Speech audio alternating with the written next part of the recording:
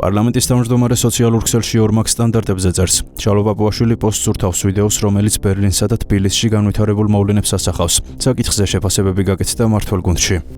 მარცხენა ვიდეოში ბერლინია, გასული წლის დეკემბერი. კაცმა, რომელმაც სახლს პიროტექნიკა ესროლა, წინასწარ პატიმრობაში 4 თვე გაატარა. გერმანიის პროკურატურა თავისუფლების 2 წლით აღკვეთას ითხოვდა.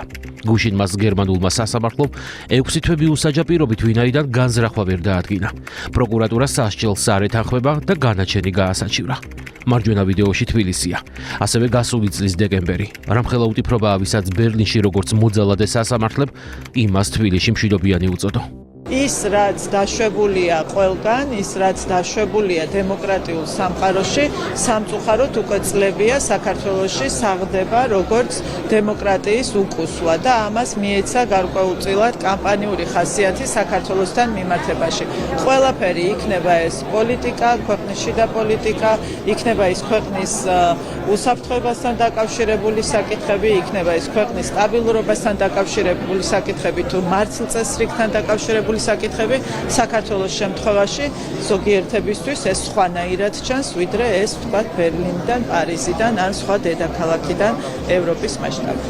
უთვალავი მაგალითი ვნახეთ უკვე, როდესაც საკუთარ ქვეყანაში გარკვეული ქმედება არის, მაგალითად შიდა ტერორიზმი, იგივე ქმედება ჩვენთან შეიძლება შეფასდეს როგორც მშვიდობიანი პროტესტი. აი ესეთ ოქსიმორონთან გვაქვს საქმე, სრულიად გაუგებარი ქმედებები და ამიტომ გვაქვს ხოლმე ჩვენ ეს კითხვები და კრიტიკა, იმიტომ რომ კიდევ ერთხელ არავის სიამოვნებს და ეს ჩვენი პრინციპი არ არის, რომ ვინმე ვაკრიტიკოთ, ჩვენ უბრალოდ ხედავთ პრობლემებს, რომლის უკანაც ხშირად ან დაფინანსებით, ან ზეპირსიტყვიერა პოლიტიკური მხარდაჭერით შეიძლება დგანან ხოლმე ეს ძალები და ეს საელჩოები.